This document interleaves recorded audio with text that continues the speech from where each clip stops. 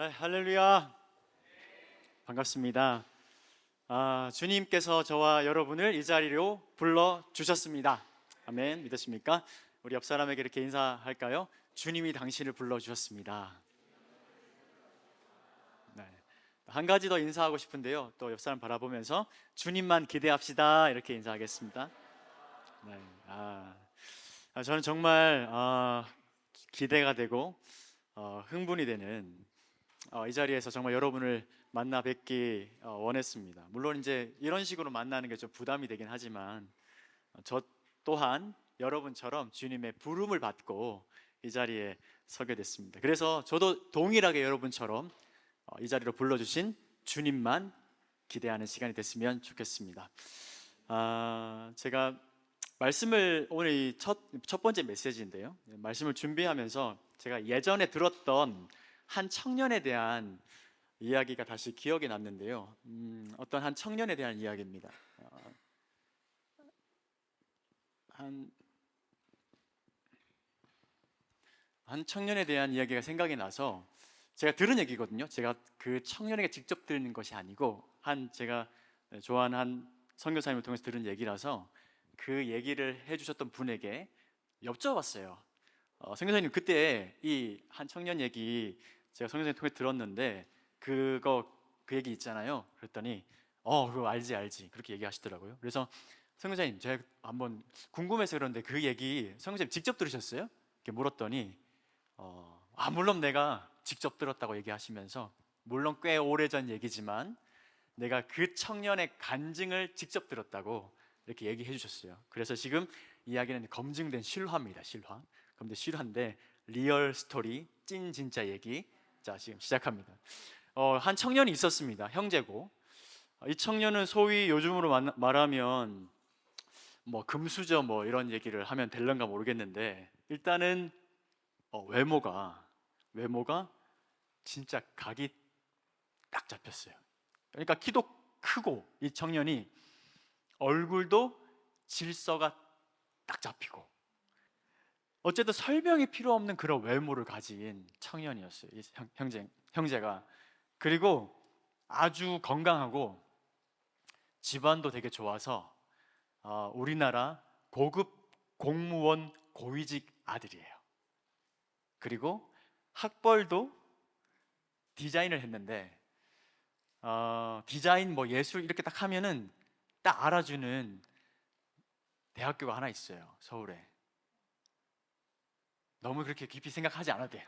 거기 가면은 거기 홍모식이 그런 대학교가 있는데 거기에 진짜 명문대에서 딱 나왔어요. 그리고 디자인을 이 친구가 딱 공부를 하는데 또 재능이 뛰어나네.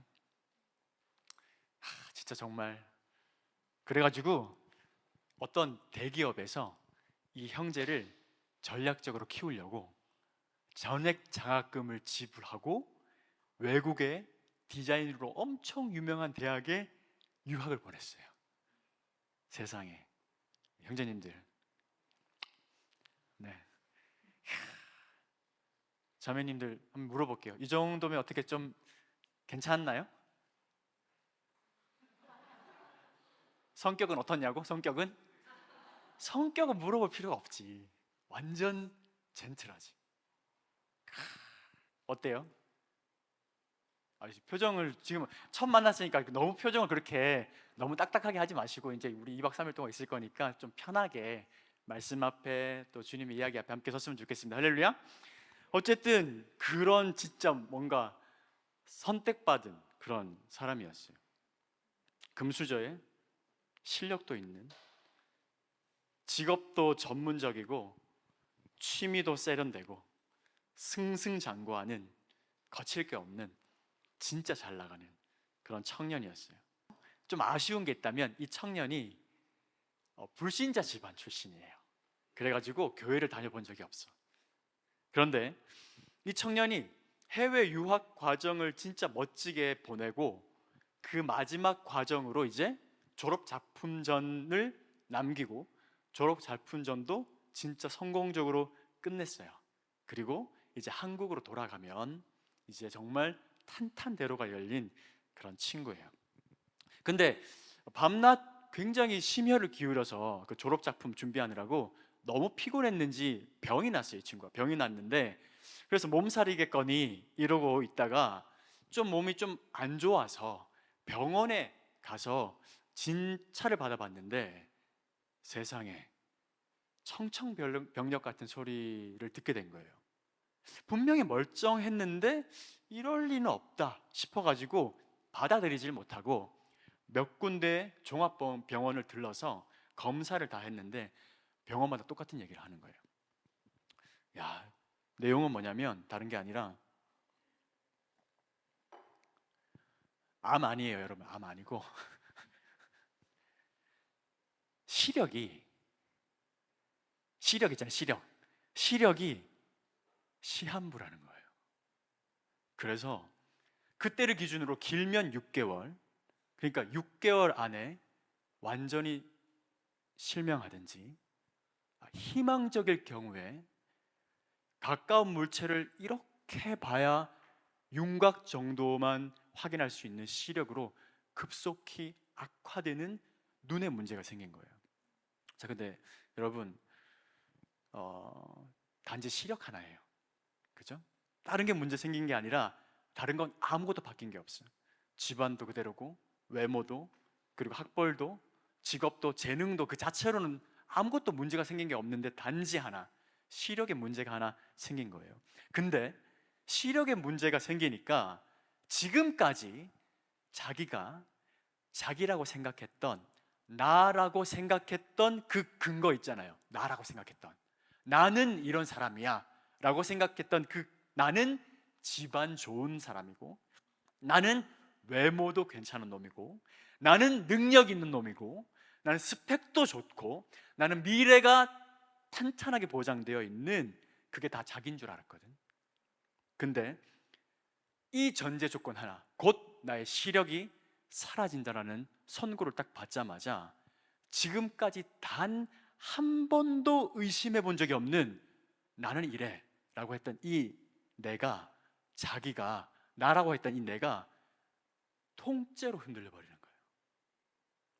그러니까 지금까지 단 한 번도 의심해 본 적이 없어. 나는 이런 사람이야 라고 했던 나에 대해서 한 번도 의심해 본 적이 없었는데, 요 상황 가운데 딱 부딪히고 나니까 이 나라고 생각했던 이 내가 통째로 흔들려 버리는 거예요.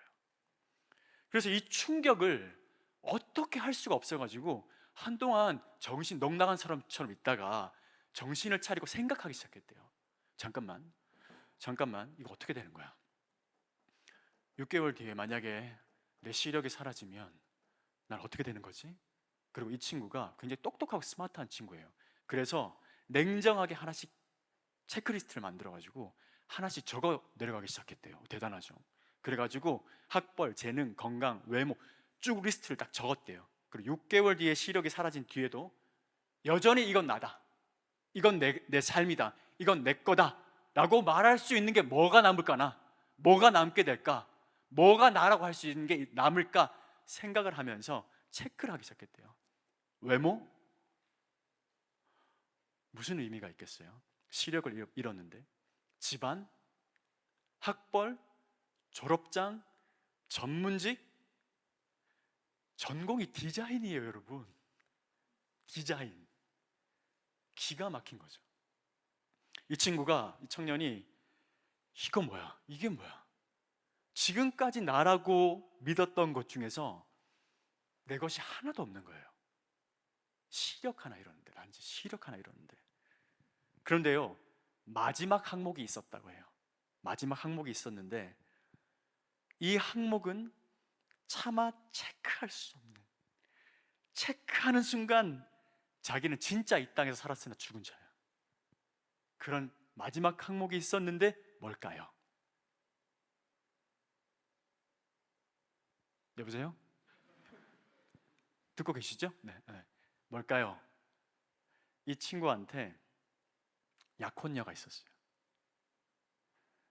결혼을 약속하고 행복한 미래를 함께 꿈꾸는 한 자매가 있었어요. 근데 이거 체크하는 순간 자기 진짜 완전 끝이야. 그래가지고 그렇게 자신만만하고 승승장구하던 그 청년이 생전 처음으로, 그렇게 정말 잘 나가던 그 친구가 생전 처음으로 아주 절박하고 그리고 가난한 마음이 돼가지고, 그리고 간절하게 그 약혼녀에게 편지를 보냈어요. 꽤 오래전 얘기라 카톡 보내고 그런데 그런 내용 카톡 보내기 좀 쉽지 않잖아요. 편지를 적어가지고 편지를 띄워보냈어요. 외국 생활, 유학 생활 중이잖아요. 편지를 보냈어요. 편지에 이렇게 적었겠죠. 이런 상황이야. 누구야? 나 지금 어느 때보다 네가 필요하다. 나 좀 도와주라. 지구상에 있는 누구도 도움이 안 되는데 나라고 하는 실존을 느끼게 해줄 수 있는 사람이 필요한데 그게 너밖에 없다. 내가 의미 있는 사람이라고 말해줄 건 너밖에 없다. 나 진짜 너 사랑했고 지금도 사랑한다. 너만큼은 남아줄 거라고 믿는다. 이렇게 편지를 써서 보냈어요. 어쨌든 있잖아요, 요 형제가 겪은 일은요, 어떤 일을 겪었냐면요, 그러니까 그 자매님이 얼마나 치열하게 고민했겠어요. 울고 막 며칠 동안 밥도 안 먹고, 부모 입장도 얼마나 안타깝겠습니까? 근데 답이 없던 한참의 시간이 지나고 나서 한 달 만에 그 자매로부터 답장 편지가 왔어요. 답장 편지가 왔는데 그 편지가 청첩장이었어요. 그 청첩장을 온 거예요, 여러분. 청첩장을 딱, 얼마나 그 형제가 자매한테 청첩장이 온 거야. 그래서 청첩장을 딱 펼쳤는데 신부 그 자매, 신랑 자기가 아니야. 신랑이 이름이 자기가 아니야.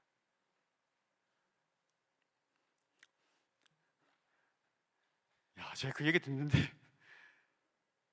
어땠을까요? 그 형제가, 그 형제님이 청첩장을 딱 보고 아주 막 진짜 들뜨고 싱숭생숭한 마음을 펼쳤고, 자기가 그 자매님에게 완전히 버림을 받은 것 같은 이 상황 앞에 덜덜 떨면서 그랬대요. 마지막 체크 리스트에 이것도 아니구나 체크하게 됐대요. 이 친구가 진짜 있잖아요, 살았으나 죽은 자였대. 존재의 모든 터가 통째로 흔들려 버린 거죠. 나 뭐지? 이게 뭐지? 나 도대체 어디에 있지? 나 어떻게 되지? 나 어디로 가지? 야, 그 청년의 삶은 모두가 부러워하는 진짜 꽃길만 걷는 멋진 청년이었는데요, 하루아침에 그 꽃길이 벼랑 끝이 되고 그는 거대한 충격과 함께 바닥에 완전 주저앉았어요. 근데 옆에서 안타깝게 바라보고 있던 한 친구가 있었어요. 유학생활을 같이 하던. 근데 그렇게 친하지 않은데 크리스찬 친구였고, 근데 그 친구가 그 절망 가운데 있는 친구에게 이렇게 얘기했다고 해요. 야, 괜찮냐? 근데 어차피 죽을 각오라면 다른 영역으로 한번 가보지 않을래? 이렇게 얘기하고 예수 예자도 모르는 그 친구를 모 단체 훈련 6개월 과정에 집어넣은 거예요. 그래서 이 상황 가운데 이 친구는 그 단체 6개월 과정의 훈련을 받게 됐어요. 예수 예자도 모르는 불신자 그 친구가. 그래서 그 청년이 뜻하지 않게 훈련받고, 그리고 그 과정 가운데 예수님을 만났어요. 할렐루야. 그리고 그 훈련의 수료식 때 그 청년이 그 모든 과정의 대표자로 간증을 하게 된 거예요. 그 간증을 그 선교사님이 듣고 저한테 이야기를 해준 거죠. 이 친구가 그 감정을 절제하고 담담하게 그 간증을 읽어 내려가는데 전부 눈물바다가 됐다고 그래요. 이런 고백이었죠. 저는 당연히 학벌 좋고 재능 많고 행운하고 멋있고 실력 있고 그런 사람인 줄 알았습니다. 그러나 그 모든 행복의 조건이 고작 시력 하나에 달려 있다는 것을 저는 몰랐습니다. 그리고 그 시력과 함께 그 모든 것이 사라지게 됐습니다.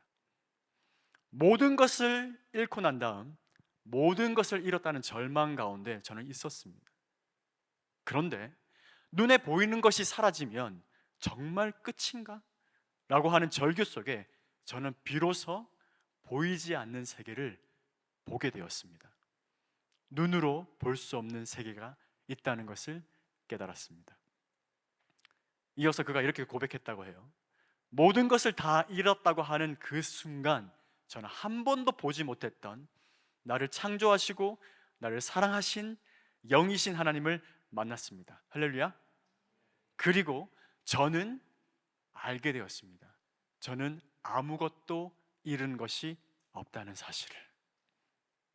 나라는 존재는 시력 하나에 안개처럼 사라지는 이런 내가 아니라 나의 속사람, 영의 사람이 있다는 것을 깨달았고, 나는 예수 그리스도를 통해서 잃어버렸던 영원한 생명을 얻었습니다.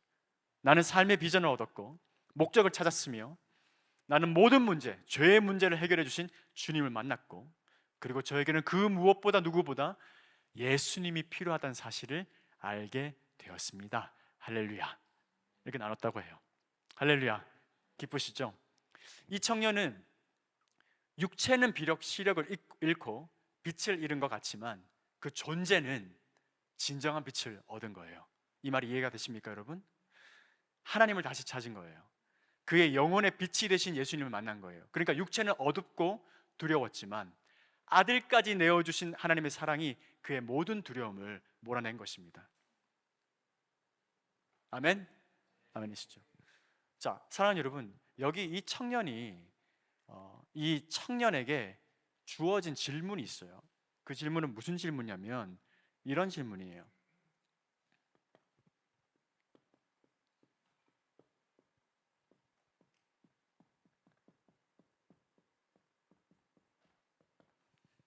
같이 한번 읽어볼까요? 시작.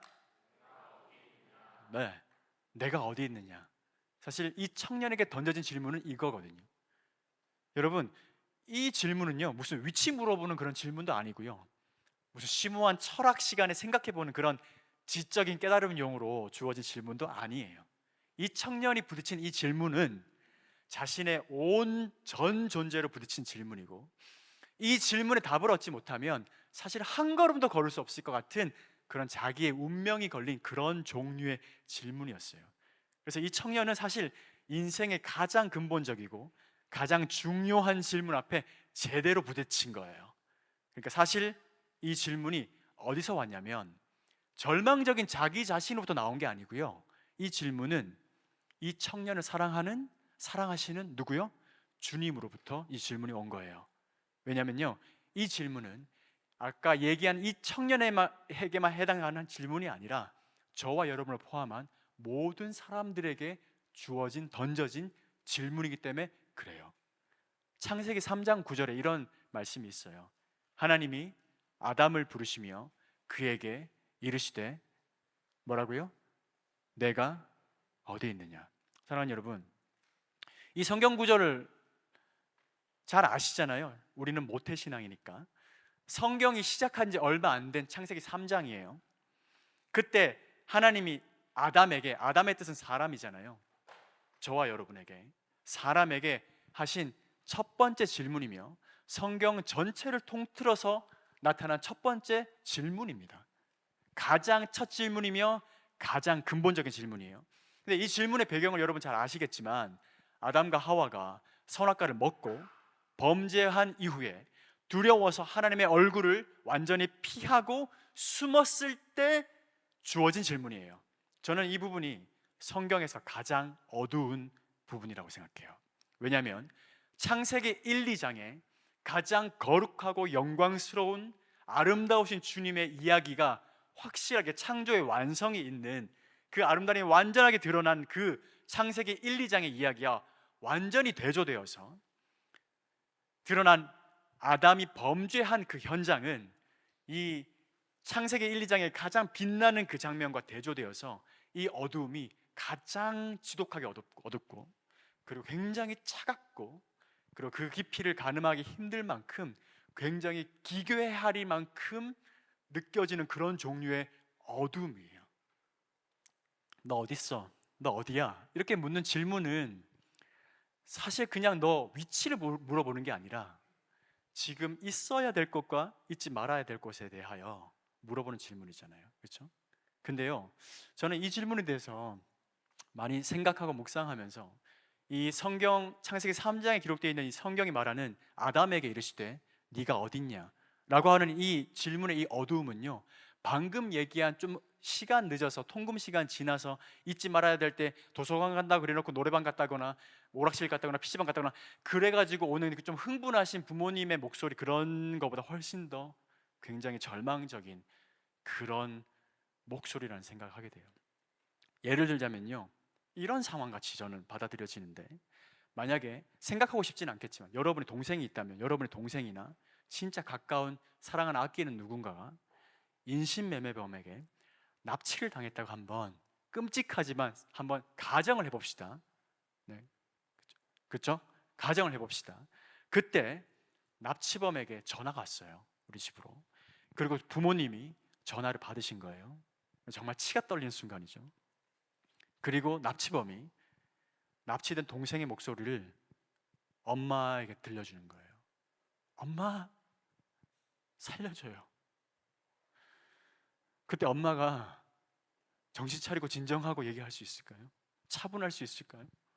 엄마는 아마 절규할 거예요. 절규. 너 어디야? 거기 어디야? 거기 어디야? 얘야, 거기 어디야? 그 혼절하실 거예요, 아마. 야, 이런 상황이 상상이 되세요, 여러분? 상상이 잘 안 되죠. 절대 이해가 안 되고 공감할 수도 없는 그런 종류의 최악의 상황이라, 사실은 여기서는 이런 상황을 만나보기는 쉽지 않을 거예요. 생각해 보세요, 여러분. 이 부모님의 절규요. 부모님의 절규. 그리고 또 다른 예를 들자면요, 이런 상황 있잖아요. 여러분에게 진짜 사랑하는 한 사람이 있습니다. 남자친구 혹은 여자친구 혹은 약혼자가 있다고 생각해 봐요. 진짜 사랑했고 진짜 좋아했어요. 근데 언제부턴가 낌새가 진짜 좀 이상해서 아닐 거야, 아닐 거야, 아닐 거야 했는데 점점 느낌이 안 좋아요. 밥을 같이 먹자고 했는데 자꾸 뭔가 바빠요, 그 친구가. 그리고 계속 약속을 미루고, 그냥 믿었죠. 근데 오늘도 저녁을 먹자고 했더니 다른 지역에 미팅이 있다고, 미안하다고, 주말에 꼭 만나자고 그렇게 얘기를 했어요. 그래서 또 다른 그냥 친구가 진짜 좋은 식당이 있는데, 레스토랑이 있는데 가자고 그래가지고 갔는데 거기에 누가 있어요? 그 인간이 있는 거예요. 혼자 있을까요? 다른 누군가랑 있는 거예요. 근데 나랑 있을 때보다 얼굴이 어때요? 너무 환한 거예요. 행복하게 있는 거예요. 그걸 들어가다가 봤어요, 여러분이. 너무 열받아 전화했죠. 어디야? 거짓말을 하는 거예요. 나 여기 어디 미팅 왔어. 장난해? 어디냐고. 어디냐고? 그게 목구멍으로 넘어가냐고!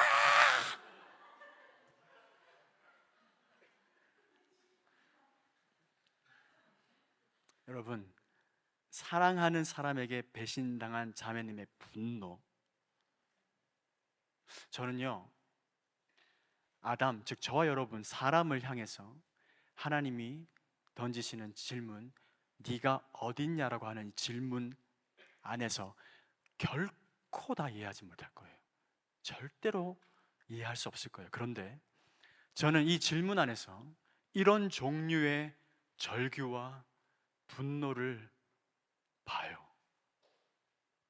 여러분, 부모님, 자녀를 잃은 부모님의 절규, 사랑하는 사람, 사랑했던 사람에게 배신당한 어떤 종류의 분노, 이런 하나님의 마음 안에 아담을 향해 완전한 에덴과 기쁨과 희락을, 약속을, 하나님의 모든 자비와 사랑을 거절하고 원수편에 선, 선악과를 왜 먹었죠? 원수편에 서기로 결정한, 하나님을 버린 하나님을 저버린, 관계를 단절한 그 아담을 향해서 가지고 있는 이 질문 안에 담겨져 있는 어둠이, 그 깊이가 우리 절대 이해하지 못하겠지만, 이런 종류의 사랑하는 대상의 상실 내지는 배신으로 인한 깊은 종류의 절규와 분노가 있다는 걸 느껴요. 이 질문 앞에 정직하게 서고 나서 조금씩 알겠더라고요. 하나님이, 그분의 마음이 일어섰겠구나. 사랑하는 여러분, 하나님이 지금 여러분에게 누구누구야, 너 어디 있니? 이렇게 물으시면 어떻게 대답하시겠어요? 어디 있냐고요? 홍천인데요? 이렇게 대답할 수 있겠어요? 그런 얘기 아니라는 거 아시잖아요? 하나님의 이 마음의 반응에서 돌아오라는 거잖아요. 거기 있지 말아야 될 곳에 있지 말고 회개하고 돌이켜서 있어야 될 곳으로 오라고 하는 이 반응을 기대하시면서 주시는 질문입니다. 그러니까 이 질문은 그 청년을 향해서 그냥 청년의 내면 안에서 일어나는 절규가 아니라 사실은 주님이 이 청년에게 던지신 질문이에요. 청년아, 네가 어디 있니? 근데 청년은요, 그 당시에는 절대 이해할 수 없었을 거예요. 왜냐하면 그는 보이지 않는 영적 세계가 있다는 것을 알지도 못했으니까요. 들어본 적도 없고 그의 삶이 마치 눈뜬 소경같이 어둠 속을 헤매고 있다는 것도 몰랐을 거예요. 왜냐하면 그런 거 신경 쓸 수 없을 만큼 자기는 잘 나가고 있었거든요. 이게 전부라고 생각했고 완전 꽃길이라고 생각했죠. 벼랑 끝에 서 있다고 생각하지 못했을 거예요. 네가 어딨냐라는 주님의 질문 앞에 자기가 어디에 있는지 철저하게 무지한, 자신이 어떤 존재인지, 어디서 와서 어디로 가는지, 자신의 가장 깊은 문제가 시력이 아니라 죄 문제라는 것도, 십자가 복음에 대해서도, 영생에 대해서도, 이 모든 것에 대해서 무지했어요. 몰랐어요. 여러분, 사람들은요, 이 질문, 세상 사람들은 이 질문에 대해서, 주님이 던지신 이 질문을 절대 이해할 수 없습니다. 죄 가운데 영적으로 죽어 있기 때문이죠. 사람들이 근데요, 자기들이 죽어 있다는 것을 몰라요. 철저하게 무지해요. 그래서 이 질문에 대한 가장 흔한 반응은 뭐냐면 무지예요. 무지. 모른다는 거예요. 무지입니다. 또 한 얘기가 있어요. 한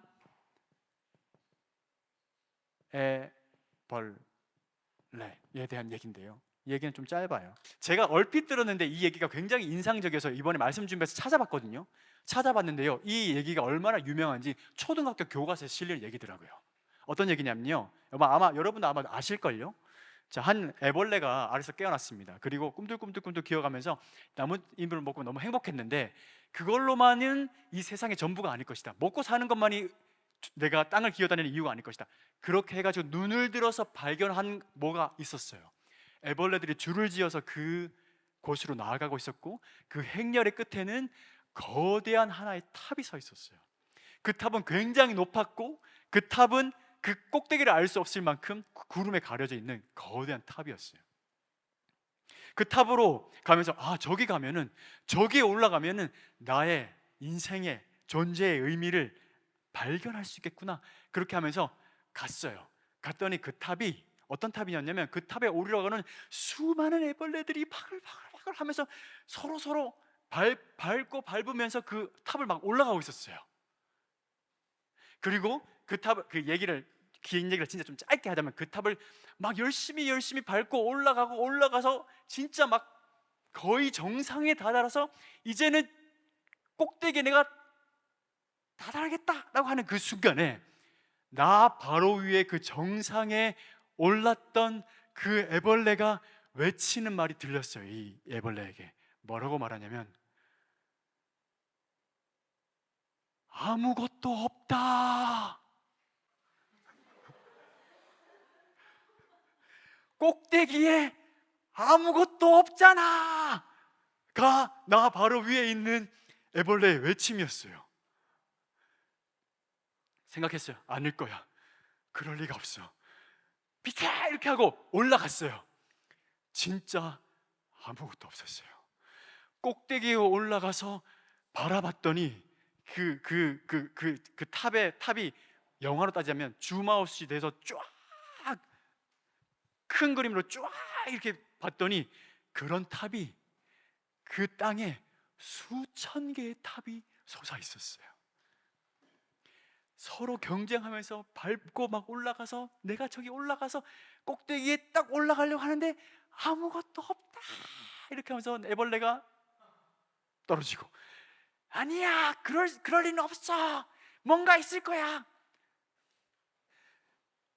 실체를 발견한 사람이, 얘들아 여기 아무것도 없어, 거짓말하지 마, 거기는 뭐가 있을 거야.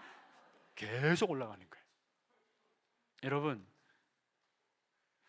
이 얘기를 들으면서 혹시 여러분 생각 속에 내 인생이네, 이런 생각이 혹시 든 분이 계시다면 굉장히 위험한 위치에 있어요. 이번 캠프를 통해서 진짜 생각해 보세요. 여러분, 우리는 태어나면서부터 경쟁에 내몰려요. 그죠? 애기들 크는 것도 영유아 검진 해가면서 우리 애가 좀 띵띵하니, 말랐니, 더 크니, 1%니 막. 근데도 저희 넷째가 미국에서 태어났는데 그 영유아 검진 그래프 있잖아요. 근데 한 100일쯤 됐을 때 그래프가 이렇게 있거든요. 근데 너무 살이 쪄가지고 그래프를 완전히 벗어났거든요. 그래서 우리 집안에 이런 애가 없었는데 얘는 미국에서 태어나서 그런가 왜 이렇게 슈퍼 베이비지? 막 그러니까 1%가 아니라 완전 진짜 엄청 거대한 거예요, 애가. 그래서 의사 선생님이 얘 뭐 먹냐요. 모유만 먹는데요. 진짜 모유만 먹거든요. 좀 그만 먹이세요.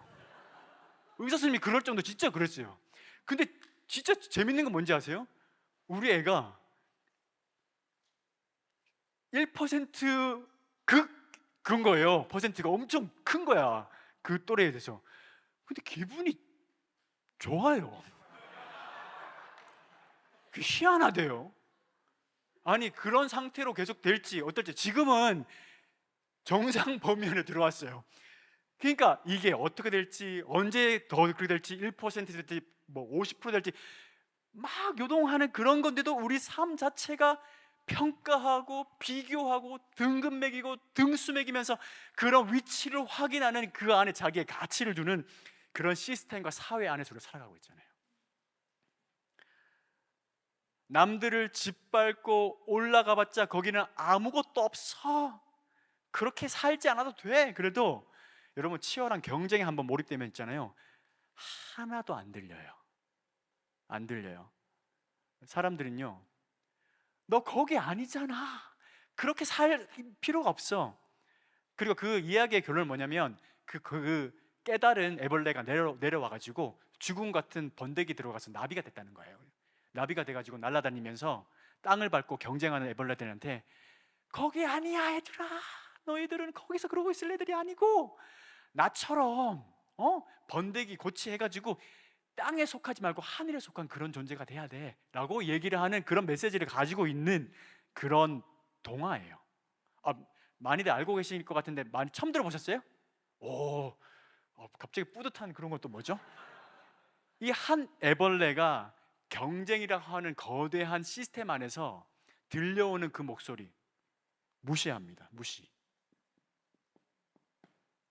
실제는 아무것도 없어요.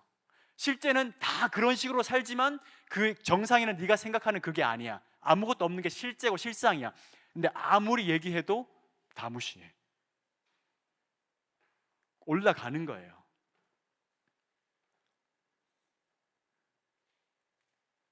실상을 보는 애벌레의 얘기를 듣지 않습니다. 세 번째 얘기가 있어요. 한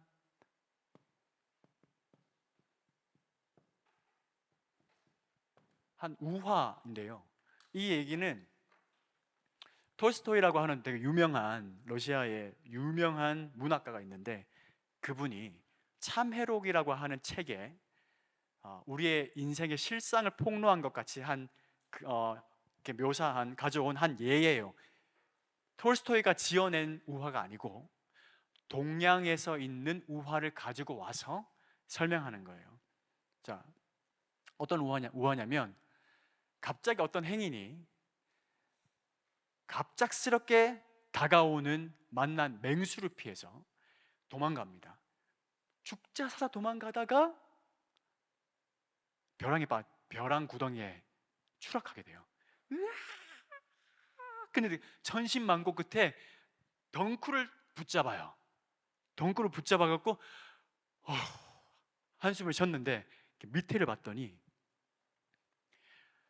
괴물이가, 무서운 괴물이 입을 벌리고 떨어지면 잡아먹으려고 기다리고 있는 거예요.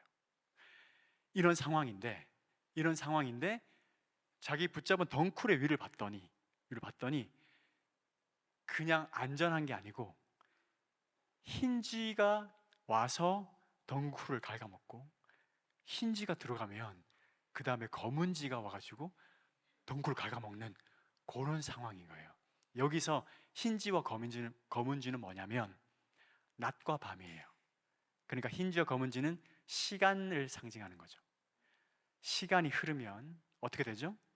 덩쿨을 끊어지게 될 것이고, 그 친구는 죽을 수밖에 없는 그런 운명에 놓여져 있는 그런 삶인데, 근데 희한하게도 이 친구가 이 절박하고 급박한 상황 가운데서 매달려 있다가 눈앞에 벼랑에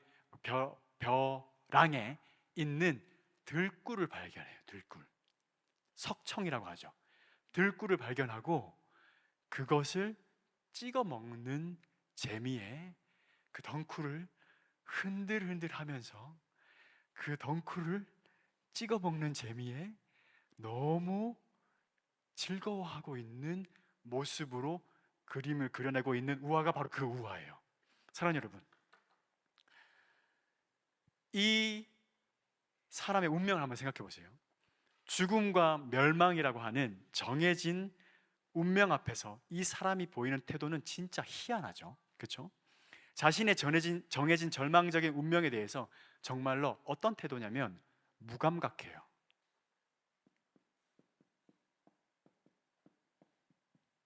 무감각해요.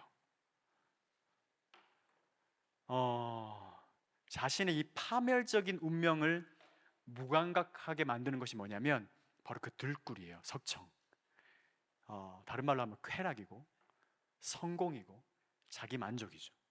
눈앞에 있는 쾌락에 집중하고 그것에 온 정신을, 사실은 고의적이고 의도적으로 정신을 다 팔아서 자기의 처한 진짜 현실, 자신이 실제로 처한 실상에 대해서는 마취하듯이 잊어버리는 상태, 이것이 바로 동양우화에서 가지고 온 그림이고, 톨스토이는 그의 인생 50대에 어떤 위기를 맞이하냐면 이 그림을 깨달은 거예요.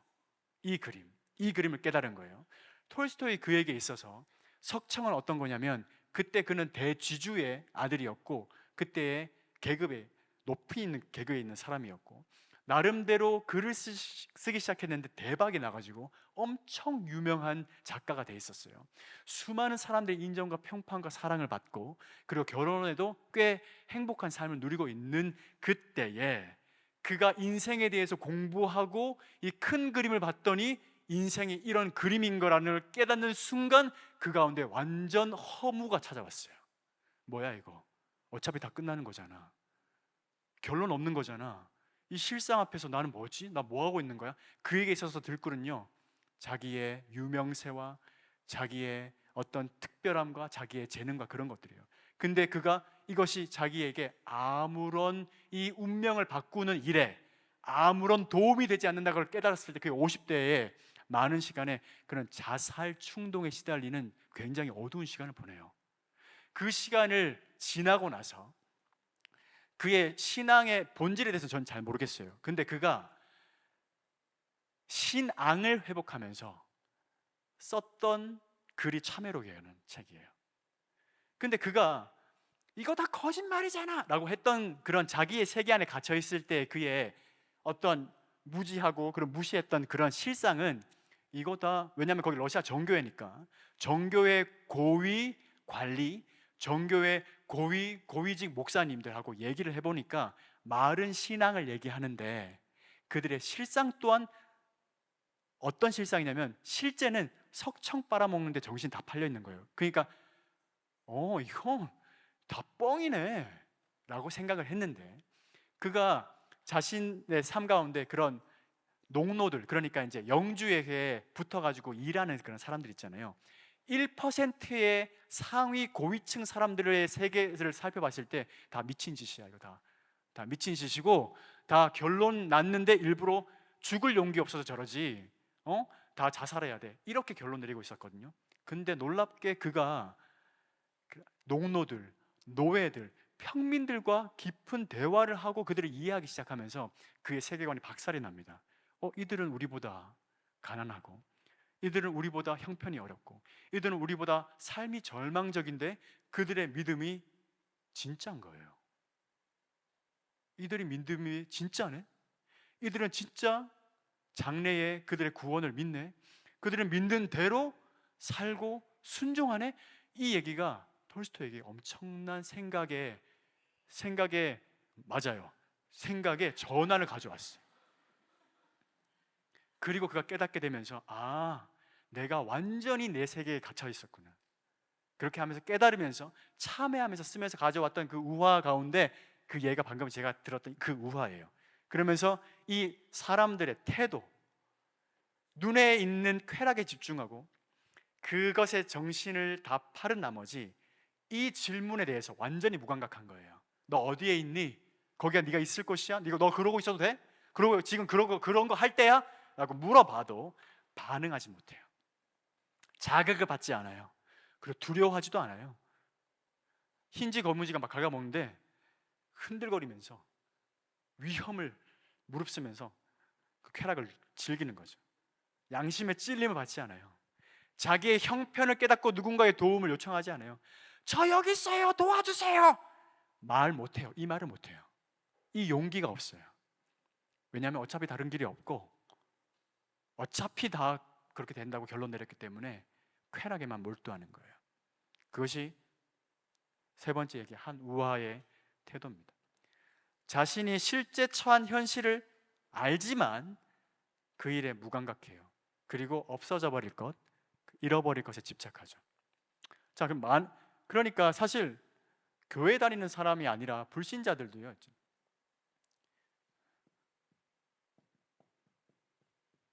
불신자들도 있잖아요. 수많은 상황과 환경과 한계와 양심의 소리를 따라서 이 질문 앞에 서요. 내가 어딨냐 도대체? 왜냐하면 주님이 수많은 인생들에게 말씀하고 계시거든요. 여러 가지 상황을 통해서. 너 어딨니? 너 거기 괜찮아? 너 거기서 그러고 있어도 돼? 거기 아니잖아. 아니지 않니? 근데 이 질문에 대한 세상 사람들, 불신자들의 반응은요, 무지하고 무시하고 무감각해요. 그런데 여러분, 진짜 놀라운 건 있잖아요. 하나님을 알고 하나님을 믿는다고 하는, 복음을 안다고 하는 우리 모태 신앙들조차 주님의 이 질문 앞에 너 어디 있어? 너 거기 어디야? 주님의 이 질문 앞에 제대로 부딪혀 본 사람을 만나기가 쉽지가 않다는 겁니다. 모태 신앙인 여러분에게 묻습니다. 물론 아닌 분도 계시지만 교회라고 하는 문화 가운데 익숙한 우리들에게 살아가고 있는 여러분에게 묻습니다. 여러분은 지금 여러분이 어디에 있는지 확실히 알고 있습니까? 그리고 여러분의 존재와 영혼이 어디로 가는지, 어디로 가고 있는지 확실히 알고 있습니까? 그 확신 가운데 살아가고 있습니까? 확신한다는 건 그런 느낌이나 단순한 기대가 아니라 결코 흔들리지 않고 변하지 않을 것에 대한 뚜렷한 믿음을 말하는 것입니다. 이 믿음을 가지고 살아가고 있습니까? 여러분 가운데 이렇게 말할 사람 있습니까? 예, 저는요, 제 영혼이 어디 있는지 알고 있습니다. 저는요, 제 영혼의 좌표를 찍을 수 있습니다. 저는요, 제가 있어야 할 곳은 이곳이고 전 여기서 한 걸음도 물러서지 않을 거예요. 저는요, 이 자리에, 여기에 저의 운명을 걸 수 있어요. 그리고 운명을 걸고 결코 흔들리지 않을 거예요. 이렇게 외칠 수 있는 분이 계십니까? 사랑하는 여러분, 이번 캠프를 통해서 주님께서 이 일을 저와 여러분 가운데 이루어 주시기를 간절히 기도합니다. 할렐루야. 근데 실상은 안타깝게도 수많은 교회를 다니는 청년들이요, 시편 1편에 축복을 받은, 복을 받은 사람들을 상징하는 시냇가의 심은, 그죠? 시냇가의 심기운 나무처럼 살아가는 것이 아니라 시편 1편에서 저주를 받은 악인들을 상징하는 바람에 나는 겨처럼 살아가요. 교회 안에 많은 청년들이 바람에 나는 겨처럼 살아갑니다. 너무 가슴 아픈 일이죠. 사람들의 말 한마디에, 세상의 유행에, 인기에, 사람들의 인정과 평판에, 여러 분위기에 마치 바람에 나는 겨처럼 이리저리 휩쓸리며 휘청휘청하며 자기가 어디에 있는지, 어디에 있어야 하는지 종잡을 수 없는 그 대혼란 가운데 살면서 겉으로 번질한 모양을 가지고 있지만 속에는 깊은 갈등과 수없이 교회를 떠나는 상상과 내가 속한 공동체를 떠나고 싶은 열망 가운데 살다가 많은 사람이 교회를 떠났고 신앙을 떠났고 주님을 떠났어요. 그들이 지금 무슨 세상의 소용돌이에, 죄악의 쓰나미에 어디를 떠돌아다니는지 알 수 없을 만큼 수많은 청년들이, 이 세대의 청년들이 방황하고 있습니다. 제가 최근에 사사기 묵상을 지나갔는데요, 사사기 묵상을 지나가면서 야, 진짜 이때 이 사사기의 이야기가 바로 우리의 모습이구나, 나의 모습이구나 절절히 보게 됐어요. 정말 새삼스럽게 충격이 되더라고요, 저에게. 왜냐하면 그 안에서 제 모습을 보았고 우리의 모습을 보았기 때문입니다. 자, 드디어 성경책을 한번 펼쳐보도록 하겠습니다. 사사기 1장 1절에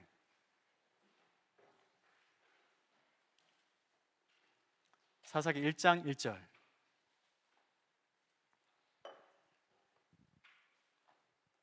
한번 읽어보겠습니다. 시작.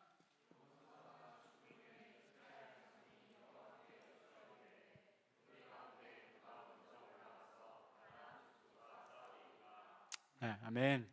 사사기의 배경은 1장 1절에서 얘기한 것처럼 누가 죽은 후에요? 여호수아가 죽은 후에 일어난 일에 대한 기록입니다. 사사기의 배경이 바로 여호수아가 죽은 이후죠. 사사기 1장은 이스라엘 12지파가 하나님의 약속하신 땅을 온전히 점령하는 일에 실패한 것에 대한 기록입니다. 1장에서 이스라엘은 가나안 족속을 쫓아내지 못하고 쫓아내지 않고 또 그리고 함께 거주하면서 가나안 족속들과 언약을 맺고 그들의 신을 섬기는 우상 숭배를 하기 시작합니다. 그래서 2장에서 여호와의 사자가 길갈에서부터 올라와 가지고 그들을 책망하고 경고하죠. 그때 이스라엘 백성들이 울면서 제사를 드립니다. 그렇지만 진정한 회개가 아니라는 사실이 곧 증명이 됩니다. 그리고 사사기 전체 이야기의 배경과 의미심장한 줄거리가 2장에, 사사기 2장에 이렇게 쭉 기록이 되어 있는데요, 이것은 본론에서 이어질 사사기의 내용이 완벽하게 하나의 패턴으로 계속해서 반복되게 된다고 하는 그 줄거리를 이야기하고 있습니다. 우리가 보통 사사기의 사이클이라고 부르는 바로 그것인데요, 우리는 잘 알고 있죠. 우리는 어려서부터 이 이야기들을 들어왔으니까요. 자, 어떤 패턴이 사사기 서론에 배경을 얘기하는데 어떤 패턴인지 여러분 이제 잘 아실 거예요. 첫 번째는 여호와의 목전에 악을 행한다는 표현을 계속해요. 그죠? 2장에 나와 있습니다. 두 번째는 그러면 하나님 어떻게 하세요? 하나님 화 나실까요? 안 나실까요? 화 나시죠. 하나님 진노하십니다. 그리고 하나님이 대적의 손에 넘겨주십니다. 이스라엘 백성들요. 그러면 고생 엄청 하죠, 그죠? 그러면 이스라엘 백성들이 어떻게 해요? 백성들이 부르짖어요. 회개가 일어납니다. 그럼 다섯 번째로, 그럼 하나님이 누굴 세우세요? 누굴 세우시죠? 사사를 세우시죠. 사사를 선택하시고 구원을 행하십니다. 그러면 여섯 번째로 승리와 사사가 사는 날 동안에 평화가 지속됩니다. 그러면 마지막으로는 무슨 얘기로 반복되냐면 그 사사가 어떻게 돼요? 죽어요. 이 이야기가 사사기에 하나의 사이클과 패턴을 이뤄서 반복되고 있는데 6번 반복됩니다. 자, 근데 여러분, 왜 이렇게 사이클이 반복되는지에 대해서 그 근본적인 그 배경과 원인에 대해서 얘기를 하고 있는데요. 사사기 2장 7절로 10절을 같이 한번 읽어볼까요? 사사기 2장 7절로 10절을 한번 읽어보면 왜 이런 사이클이 반복되는지에 대해서 이야기가 정확하게 기록되어 있습니다. 같이 한번 읽어보겠습니다. 시작. 백성이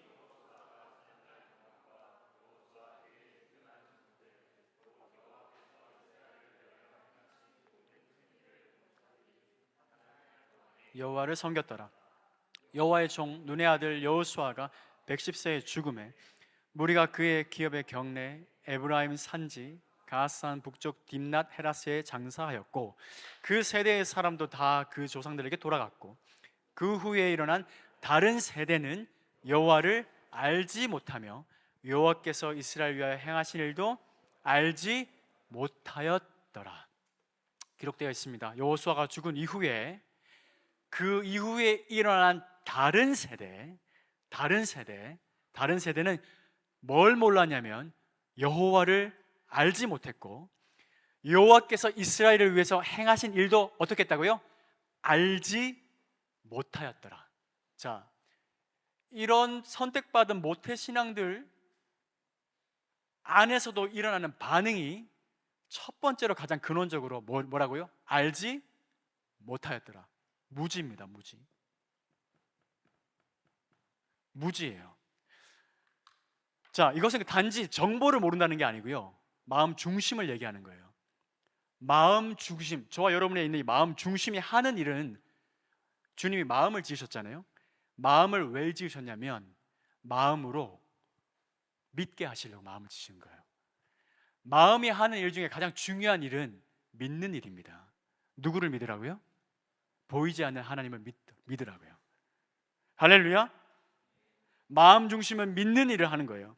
그러니까 하나님과 관계를 위해서 우리의 마음 중심이 있는 거예요. 정보를 얘기하는 것이 아니라 하나님을 왕으로 섬기고 예배하는 삶을 얘기하는 것인데, 머리로 아는 그 지식이, 이스라엘 백성들이 그걸 몰랐을까요? 지식이 없었을까요? 있었죠. 자신의 역사니까, 자기 아버지들의 얘기니까 지식은 있었는데 그 지식이 자신의 삶을 다스리지 못하는 거예요. 그 알미 자신을 지배하지 못하는 거예요. 그런 의미에서의 무지하다는 거예요. 그러니까 아예 모르는 무지와 좀 다른 종류의 무지인데, 이 이스라엘의 무지가 더 악질이에요. 동의하신 분만 아멘. 동의되시죠? 자, 그러면요, 이 무지는 자연스럽게 어떻게 되냐면요, 이 무지는요 그 대상을 무시하게 됩니다. 왜냐하면 알면서 모르기로 결정했기 때문에요. 알면서 모르는 상태로 두기로 결정했기 때문에 그 대상을 무시하죠. 입술로는 고백을 하는데 삶으로는 전혀 합당한 태도를 보이지 않는 거예요. 존중하지 않는 거죠. 바로 무시하는 겁니다. 그러면 이런 무시가요, 이렇게 계속 반복되면 있잖아요, 어떻게 될까요? 무감각해지는 거예요. 그 대상을 향해서 무감각해집니다. 그러니까요, 이 사사기에서 보여진 이 태도 있잖아요, 이 사이클이 본론에서 6번 반복될 건데, 이렇게 하는 이런 태도가 주님이 너 어디 있어? 라고 하는 질문에 대해서 이 이스라엘, 가나안 땅에 있는 이스라엘 백성들이 대답을 안 할 수가 없잖아요. 왜냐하면 그들이 지금 살고 있는 땅이 가나안 땅이에요. 약속의 땅이고요, 하나님이 아주 오래전부터 계획하고 준비하고 진행하셔서 아브라함 한 사람을 불러가지고 그 애굽의 과정을 지나고 광야의 출애굽의 과정을 지나가지고 와서 여호수아를 통해서 정복이 되어가지고 이제 거의 다 완성이 되어지는 바로 그 땅에, 그게 있는 땅에 살고 있단 말이에요 지금. 그러니까 너 어딨냐라고 하는 너 어딨어? 이스라엘 사람들아 너 어딨니? 라고 하는 그 질문에 있잖아요, 야, 대답을 못하는 것 자체가 진짜 말도 안 되는 거예요. 이렇게 대답해야 되는, 하나님 너희들 어딨니? 라고 물을 때, 하나님 여기는요 하나님이 약속하신 땅이잖아요. 하나님의 나라잖아요. 이곳에, 이 땅, 여기 저희가 있는 이곳 다스릴 수 있는 왕은 하나님이시고요, 우리는 은혜로 그걸 당신의 백성 삼아 주셨잖아요. 우리를 하나님의 법으로 다스리는 곳이잖아요. 우리는 여기서 순종하고요, 우리는 여기서 행복을 누려요. 하나님 감사합니다 라고 대답을 해야 될, 대답을 할 수밖에 없는 그들의 운명과 존재와 역사가 그걸 말하도록 엄청나게 강요하고, 그리고 압박할 수밖에 없는 그런 대답이 나올 수밖에 없는 그곳에서 하나님의 이 질문에 대한 이스라엘 대답은 불신자들 대답과 똑같은 거예요. 야, 이것이 있잖아요, 우리의 절망이거든요. 그런데 이 절망이 사사기 내내 반복됩니다. 본론으로 들어가면요, 사사기에는 12명의 사사가 나오는데요, 이 사이클을 가지고 이야기가 전개되는 이야기 내용이 많은 사사는 6명이에요. 누가 누구 있는지 한번 제가 얘기할게요. 알겠죠? 네. 자, 온니엘, 첫 번째 온니엘 들어보셨죠? 그렇죠? 갈렙의 사위예요. 온니엘. 그리고 왼손잡이 에훗, 왼손잡이 에훗 사사였고요. 그리고 또 드보라, 기드온, 유명하신 분들이잖아요. 다 아시죠? 기드온, 그리고 입다, 그리고 마지막으로 삼손이에요. 이 6명의 사사를 대사사 이렇게 하는데 내용이 많다는 얘기입니다. 위대하다는 뜻이 아니고. 근데 이 6명의 사사들의 이야기가 모두 뭘로 시작하냐면요, 시작이 요거예요. 여호와의 목전에 악을 행하더니, 온니엘의 얘기예요. 근데 에훗부터는요, 삼손까지 여호와의 목전에 또 악을 행했다라고 표현을 하고 있어요. 그게 바로 이 사이클의 시작을 알리는 신호탄이에요. 자, 왜 또 악을 행할까요? 그들의 이 무지가, 하나님을 아는 지식이 생기질 않아. 무지가 벗겨지지 않아요. 잠언 27장 22절에 이런 말이 있거든요. 잠언 27장 22절에 이런 말씀이 있어요. 미련한 자를 곡물과 함께 절구에 넣고 공의로 찌을지라도 그 미련은 벗겨지지 아니하느니라. 야, 이런 되게 무서운 말이 잠언에 있어요, 여러분. 미련한 자의 그 미련은 있잖아요, 곡물하고 같이 절구에 넣고 막 빻아도요, 곡물들은 다 벗겨져요, 껍데기가. 근데 미련한 자의 미련은 벗겨진다, 안 벗겨진다? 안 벗겨진대요. 여러분, 이 6번의 사이클이 돌아가는 동안 약 400년의 시간이 지났는데도 이스라엘의 무지는 벗겨지지 않아요. 절망적이죠. 근데 여러분, 더욱 절망적인 게 뭔지 아세요? 이 사이클은 원을 그리면서 도는 게 아니고요, 이 말은 똑같이 사이클의 시작이 여호와의 목전에 악을 행했다, 여호와의 목전에 하나님이 보실 때 악을 행하다 똑같은 말이 기록이 되어 있는데, 말은 똑같지만 근데 똑같지 않아요. 자, 사사기 2장 아까 펴져 있으시죠? 사장 2장 17절 한번 보시겠어요? 사사기 2장 17절 같이 한번 읽어보겠습니다. 시작.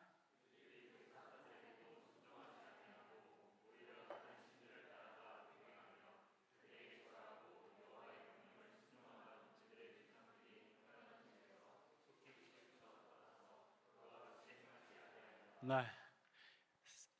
사이클이 도는 동안 속히 치우쳐요.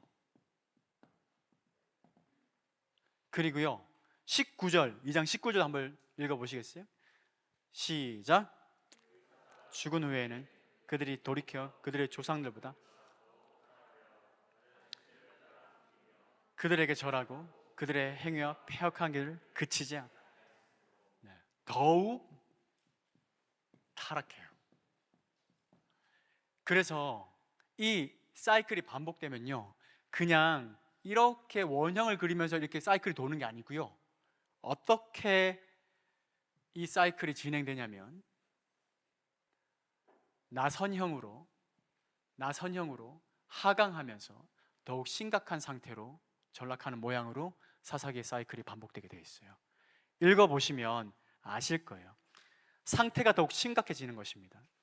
모든 면에서 이 과정을 겪으면서 사사기의 시대를 겪으면서 얼마나 심각해지는지는 사사들의 모습을 통해서도 보이는데요, 이스라엘 백성들의 모습뿐만 아니라 사사들의 모습 안에서도 점점 더 하나님에 대해서 무지하고 하나님을 무시하고 그 하나님에 대해서 무감각한 태도를 사사들의 모습 안에서 보게 돼요. 지금 다 얘기할 수 없겠지만 삼손 한번 생각해 보세요. 삼손을 생각하면 그가 얼마나 정말 사사라고 하는 이름을 가지고 있는데 그의 삶이 얼마나 무지하고 하나님을 무시하고 그 율법과 나신의 법을 무시하며 그리고 무감각하고 쾌락에 집중되어 있는 삶을 살았는지에 대해서 여러분 이야기를 아시잖아요. 그렇죠? 여러분, 그래서 있잖아요, 이 반복한다고 하는 이 이야기 가운데 실상은 반복이 현상 유지를 하고 있다고 생각하는 속임에 속을 수 있어요. 여러분, 이게 무슨 말이냐면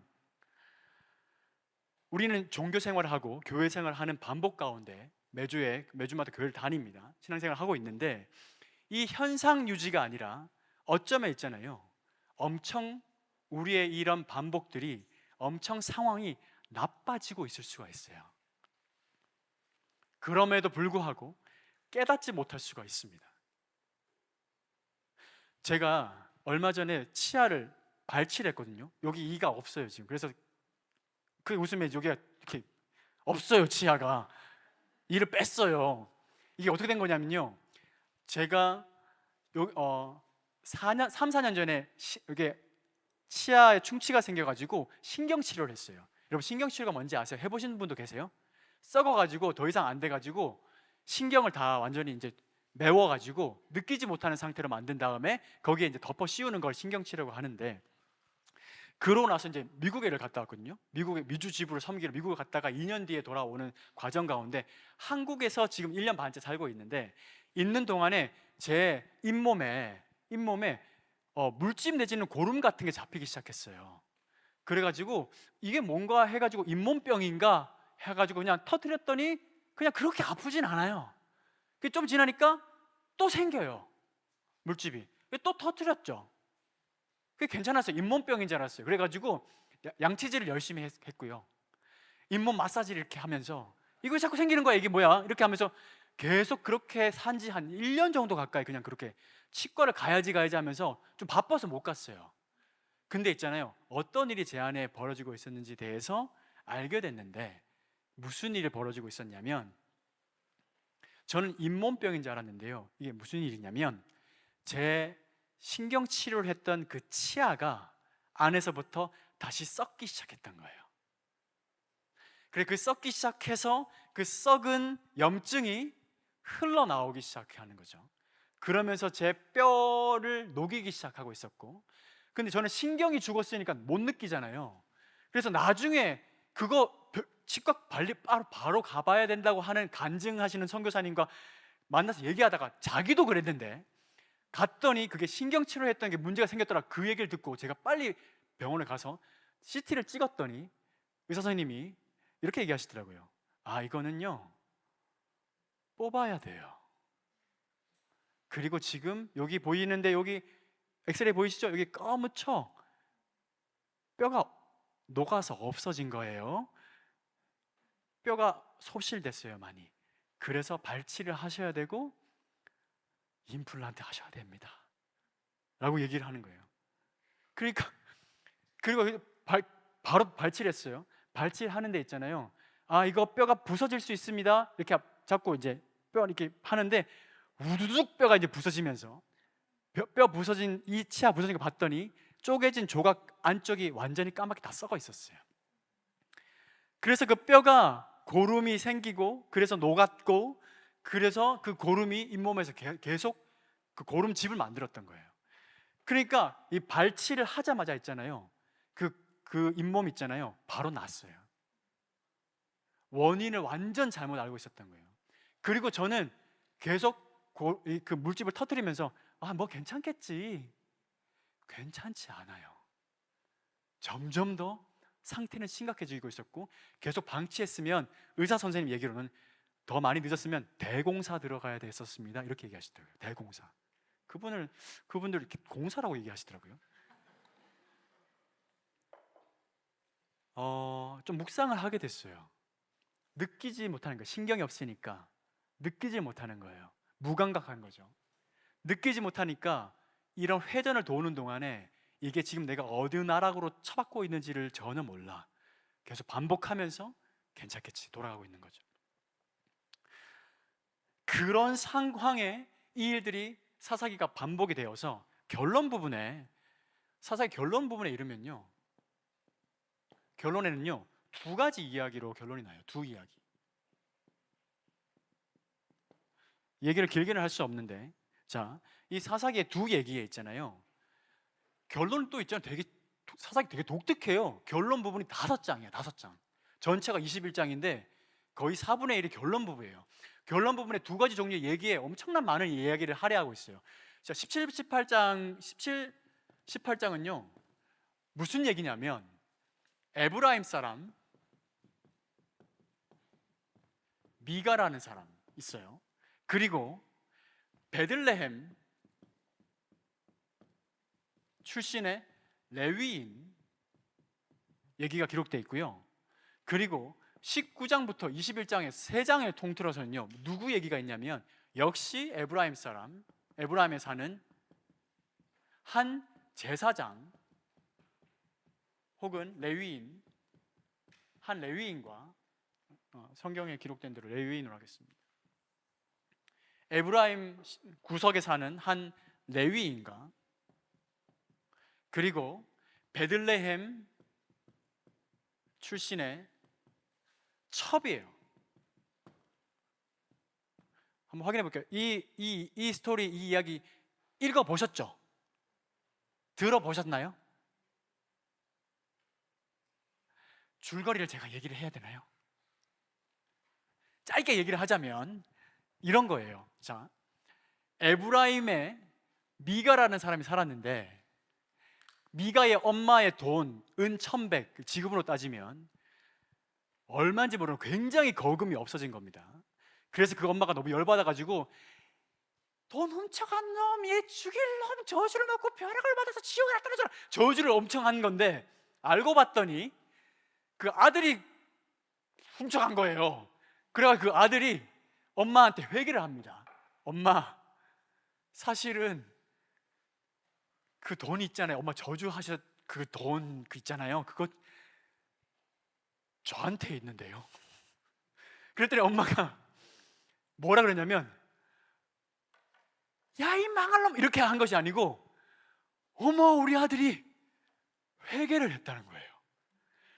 우리 아들이 회개를 했으니, 주님의 은혜로 이 돈을 찾게 됐으니 이 은 1,100을 거룩하게 주님께 드려야 되겠다, 이렇게 헌금을 결정했는데, 그 헌금을 어떻게 쓰냐면, 이거를 헌금 중에서 은 200을 떼다가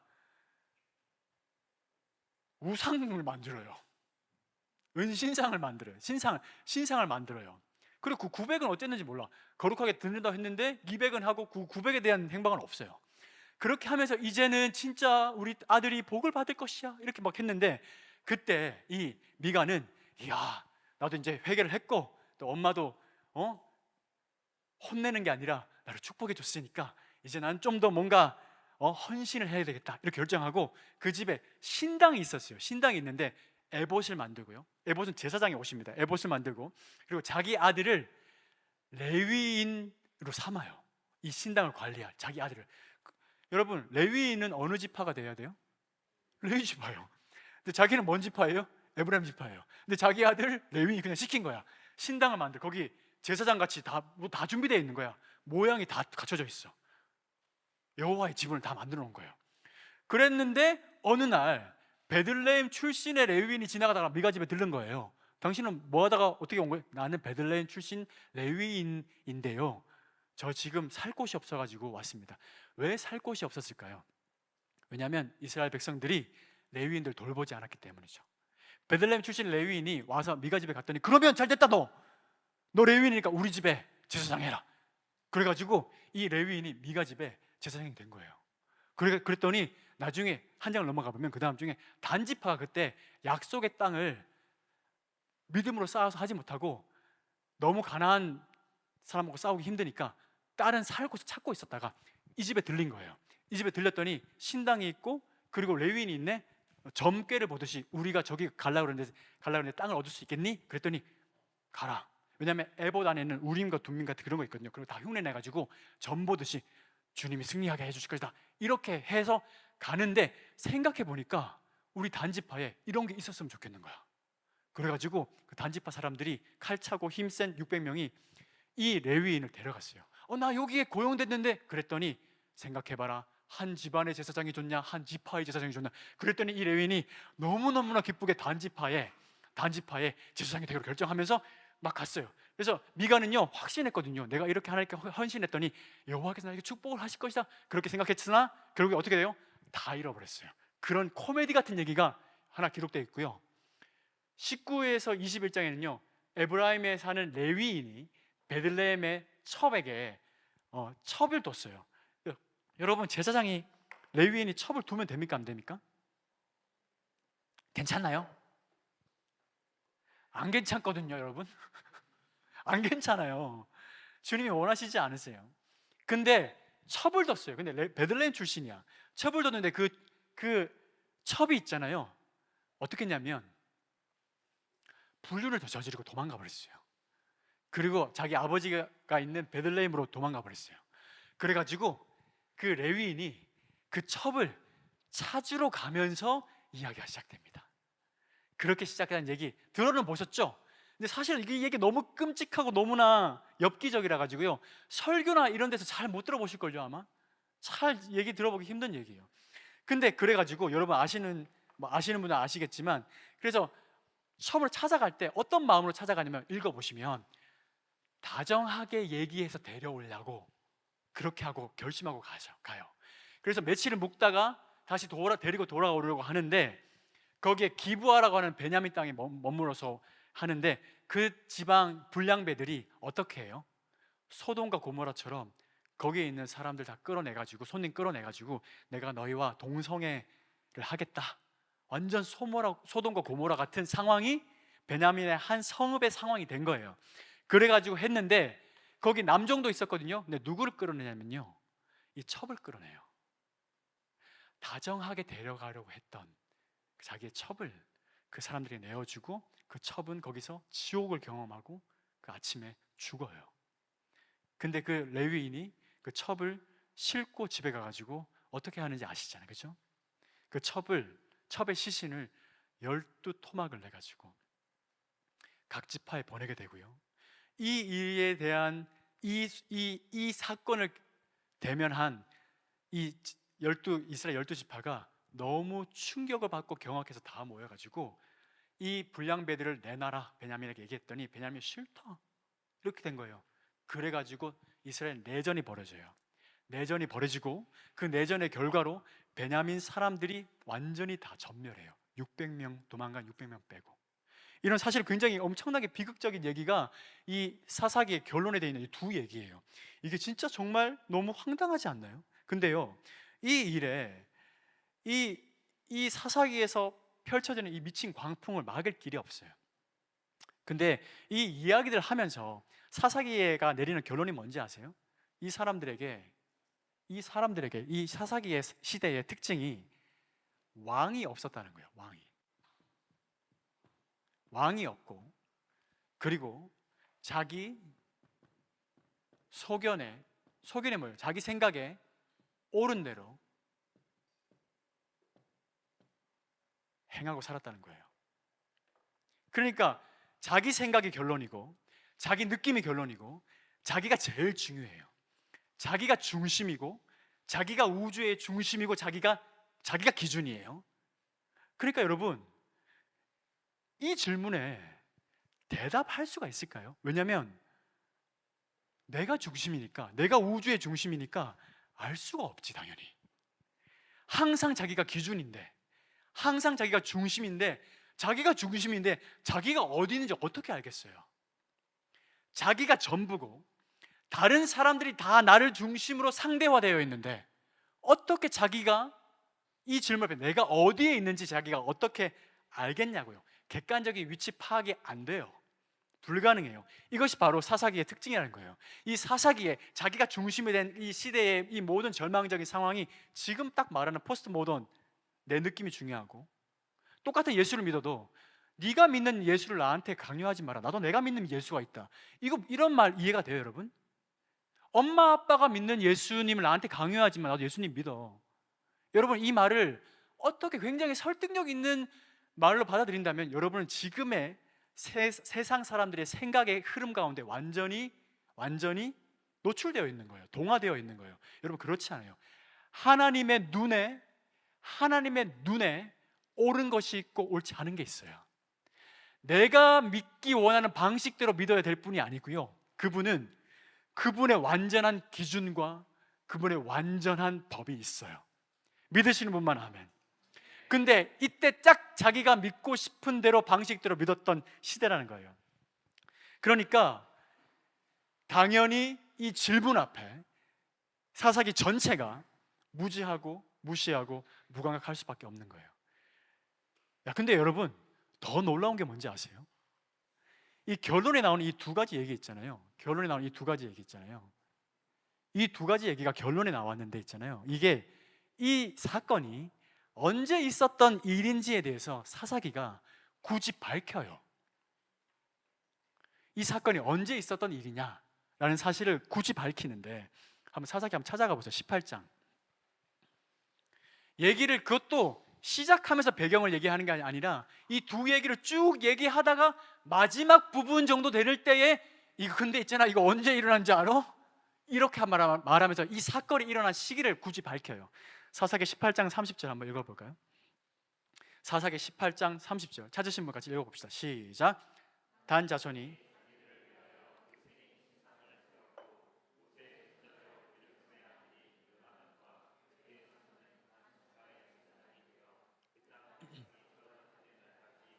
아멘.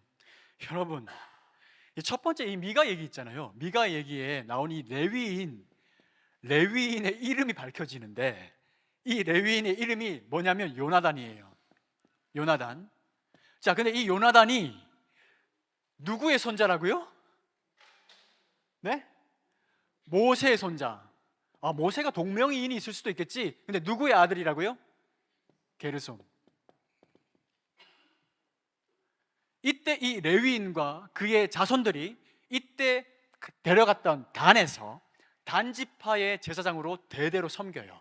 그리고 이 단은요, 이스라엘 역사 가운데 우상 숭배하는 장소가 됩니다. 근데 이 레위인의 이름을 나중에 굳이 밝히면서 그 사람은 요나단이었는데, 베들레헴 출신이었고 요나단인데 그의 할아버지는 모세였고 그의 아버지는 게르솜이었다. 여러분, 사사기 전체 스토리가 400년 좀 되거든요. 400년 정도 되는데 이 스토리가 결론의 스토리예요. 근데 결론의 스토리에 나왔던 그 주인공이 언제적 사람이라고요? 모세 손자예요. 게르솜 아들이고 사사기 초기 때 일어난 일이에요. 여보세요? 온니엘이 누구예요? 온니엘의 삼촌이 갈렙이거든요.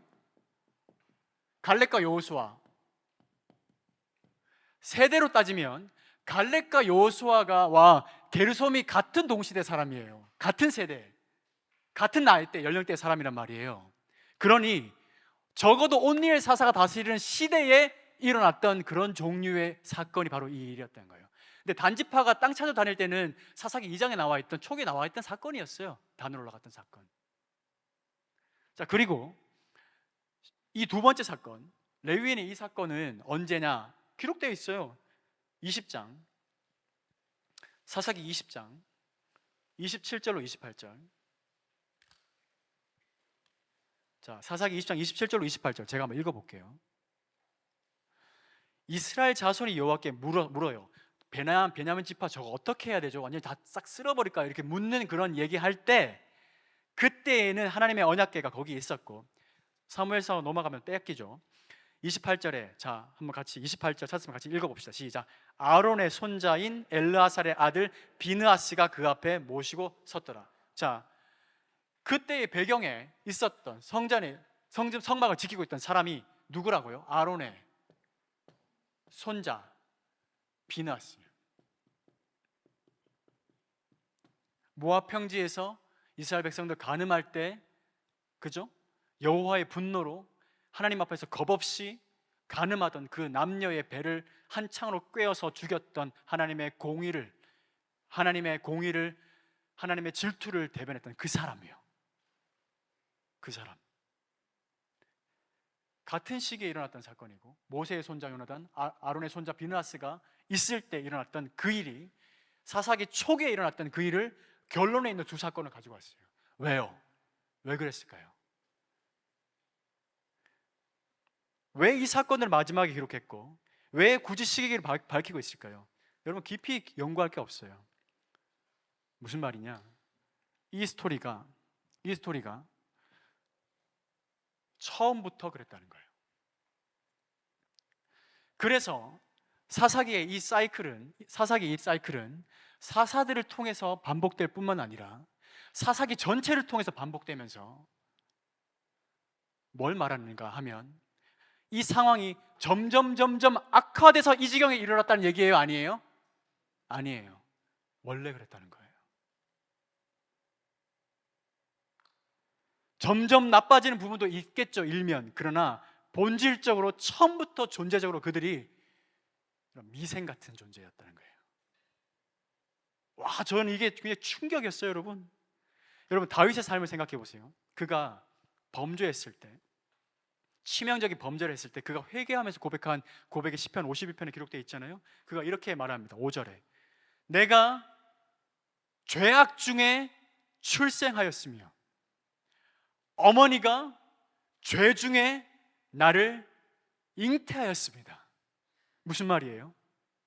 엄청난 죄를 저지르고 살인하고 간음하고 충성스러운 신하를 죽이는 그런 일을 하고 나서 스스로 무지하고 무시하고 무감각하게 있다가 나단 선지자의 그 죽일 놈이 당신입니다 라고 말하는 그 말을 들을 때에 그가 깨닫게 되죠.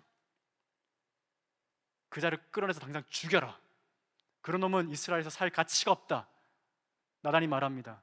왕이시여, 당신이 바로 그 사람입니다 라고 말할 때에 그의 무지와 그 무시와 무감각이 주님의 은혜로 일깨워지면서 고백합니다. 다윗, 너 어디 있어? 라고 하는 주님의 질문 앞에 털썩 주저앉아 그가 고백합니다. 하나님, 저 여기 있습니다. 저 제 존재가 어떤 존재인지, 골리앗을 이기고 전쟁에 백전백승하는 노련하고 영광스럽고 정말 믿음 좋고 아름답고 모든 사람 칭찬받는 다윗 그 자리, 거기가 내가 아니라 제가 지금 있는 자리는 존재적으로 어쩔 수 없는 하나님의 은혜가 아니면 내가 거기서 발견될 수밖에 없는, 제가 태어나면서부터 존재적으로 죄인인, 저의 원래 위치는 죄인 중에 있었고 여전히 지금도 주님의 은혜가 아니면 거기서 발견될 수 없는, 저는 소망 없는 존재의 위치, 바로 거기가 저 이스라엘 왕으로 세움받은 저 다윗의 저의 위치입니다 라는 것입니다. 사랑하는 여러분, 이런 상태를 이번 주제와 맞물려서 이런 상태를 미생이라고 표현해 보고 싶습니다. 여러분,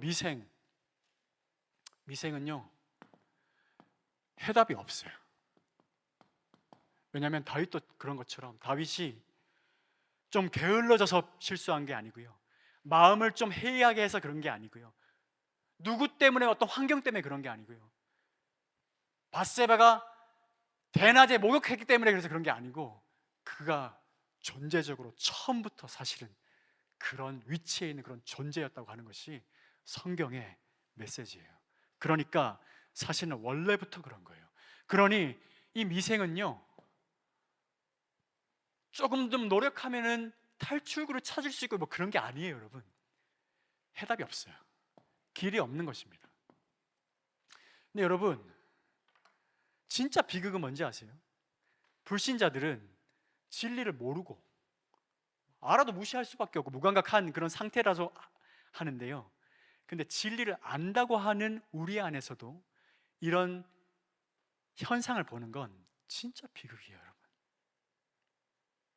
여러분, 아무리 바쁘고 복잡한 일상이 밀어닥쳐도요, 언제든지 가장 중요하고 가장 근원적인 질문을 스스로에게 할 수 있어야 됩니다. 할렐루야. 그 질문 앞에 솔직하게 설 수 있어야 돼요. 그뿐 아니라 솔직하게 설 뿐만 아니라 확실한 대답을 얻기까지는 결코 물러서서는 안 돼요. 여러분, 하나밖에 없는 소중한 삶을 확신 없이 해답 없이 살아가는 것보다 어리석은 게 없습니다. 목적지가 없이 그냥 차를 타고 간다고요? 어디로 간지도 모르고? 이건 정상이 아니잖아요. 병들었어요. 수많은 사람들이요, 자신의 존재가 어디서 와서 어디로 가는지도 모르고 신경도 안 쓰고 그냥 먹고 마시고 시집가고 장가가는 일에 정신이 팔려서 그냥 그렇게 살아가요. 이것이 미생이에요. 미생의 특징은요, 자기가 어디에 있는지 몰라요. 다른 말로 말하면 자기가 어떤 상태인지 진짜 자기의 상태에 대해서 몰라요. 계속 말씀드린 것처럼. 그리고 이 상태가 앞으로 어떻게 될지도 몰라요. 그리고 굉장히 불확실해서 굉장히 두렵고 불안해요. 근데 더 심각한 게 뭔지 아세요? 이런 상태를 원한다는 거예요. 이거 잘 동의 안 되시죠? 근데 이런 상태를 원해요. 얘기 한번 들어보세요. 왜냐하면 적어도 우리는 불신자들 말고 지금 얘기하는 거, 이스라엘의 사사기의 얘기를 봤을 때 적어도 그 해답을 알아. 빠져나갈 길을 알아. 근데 싫어. 그렇게 살기. 다른 길 없거든요, 여러분. 복음만이, 십자가 복음만이 유일하게 살 길이에요. 믿으시는 분만 아멘 합시다. 예수님 만나야 돼요, 여러분. 예수님 만난다는 건 그냥 예수님이세요? 그러는 게 아니에요, 여러분. 무슨 말인지 아시겠어요? 예수님 진짜 2000년 전에 오셨는데요, 예수님 만난 진짜 많은 사람들이 있었어요. 근데 예수님 진짜 만난다는 게 뭐냐면 예수님을 따라가는 거예요. 예수님 따라가는 거. 예수님을 진짜 만난 사람들의 특징은요, 그분을 따라가요. 예수님을 만났는데 그분을 왕으로 만나야 돼요. 그리고 그분이 명령하시는 일에 전부를 걸고 그분을 존귀하게 여기며 그분의 가치대로 순종하고 기뻐하는 것이 유일한 길이 된 그런 사람들, 그 길, 그게 길이에요. 근데 있잖아요, 그게 싫어. 해답은 알아. 너무 많이 들었어. 알아. 근데 싫어. 그러니까 이런 미생의 상태를 원하는 거예요. 세상 너무 좋지. 세상이 주는 안목의 정욕과 육신의 정욕과 이생의 자리 너무 좋지. 근데 결론을 그래서 안 내려. 뱅글뱅글 도는 거예요. 뱅글뱅글 도는데요, 말씀드렸잖아요, 원형을 그리는 게 아니고요, 나선형으로 추락하고 있다고요. 뱅글뱅글 돌아요, 십자가 주변을. 한 번도 의미 있게 십자가의 죽음에 참여해 본 적이 없어요. 아직 모르고 여전히 모르며 그렇게 관심 없어요. 여러분, 로마서 8장 5절과 6절 이렇게 말해요. 육신을 따르는 자는 육신의 일을, 영을 따르는 자는 영의 일을 생각하나니 육신의 생각은 사망이요 영의 생각은 생명과 평안이라. 이렇게 결론 내지 않고 뱅글뱅글 돌게 하는 육신의 생각을 몇 가지 말씀드릴까요? 첫 번째는요, 이런 거예요. 진짜 미치겠다, 계속 들리니까. 첫 번째, 나중에 생각하자. 여러분, 나중에 생각하면 안 돼요. 지금 생각해야 돼요. 할렐루야. 이번 캠프 기간 가운데 여러분 생각하세요. 진리에 집중하시고요. 이런 사람의 특징은요, 나중에 됐잖아요? 그럼 뭐라 그럴까요? 나중에 생각하자. 나중에 됐잖아. 이제 생각해. 나중에 생각할래. 그러니까 영원히 생각이 없는 거예요. 인생 노답이야. 답이 없어. 생각을 안 해. 생각을 회피하는 거예요. 진짜 생각해야 될 중요한 주제에 생각을 안 해. 너 두려우니까. 직면하기 싫은 거야. 비겁해요. 두 번째, 어떻게 되겠지? 어떻게 되겠지? 여러분, 어떻게 되던가요? 어떻게 돼요? 여러분, 상황이 나아져요? 어떻게 안 돼요, 여러분? 이거는 우리의 삶이야. 내 삶이야, 내 삶. 천하보다 귀한 내 하나밖에 없는 허락된 지금 살아간 삶이라고요. 청년의 때 얼마나 좋아요, 여러분. 빨리 지나갑니다, 여러분. 빨리 지나가요, 여러분. 여러 가지 성화에 힘입어 저 염색하고 왔습니다, 여러분. 이 상태가 아니에요. 이게 실상이 아니야. 머리 허해요, 저 지금. 압박에 못 이겨서 염색하고 왔어요. 청년 집회만 염색 좀 해라 그래서 염색했어요, 제가. 청년이라고 말하기엔 좀 나이가 많지만 저는 주님의 청년이라고 믿습니다. 저는 정말 주님의 청년이라고 믿어요. 여러분, 빨리 지나가요. 빨리 지나가요. 어떻게 되든 상관없다고요? 그렇지가 않아요. 어떻게 되지 않아요. 주님이 여러분에게 지정의를 주셨잖아요. 나의 전 인격을 동원해서 싸워야지, 씨름해야지, 답을 얻을 때까지. 스스로 속지 않아요. 자연스럽지 않아요. 믿음의 싸움을 싸워야 된다고요. 세 번째, 육신의 생각. 몰라. 처음에는 막 고민해요. 진지하게 생각해. 근데 결론은 몰라요. 이런 사람은요, 항상 그래요. 성교사님, 잘 모르겠어요. 알았어, 기도하자. 기도해보자. 다음에 만났어요. 어떻게 결론 났어? 모르겠어요. 그래. 다음에 보자. 만났어요. 어떻게 좀 생각 좀 해봤어? 기도해봤어? 그러면 이래요. 내가 답답했고, 모르겠지 너. 모르겠지. 그러면 그렇게 해요. 어떻게 하셨어요? 한숨이 나오죠. 여러분, 모르는 게 약이라는 말은 있어요. 근데 여러분, 악한 데는 밀어내야지. 몰라야 될 거는 몰라야죠. 죄 짓는 건 몰라야지. 근데 진리에 대해서는 알아야 될 거 아니에요.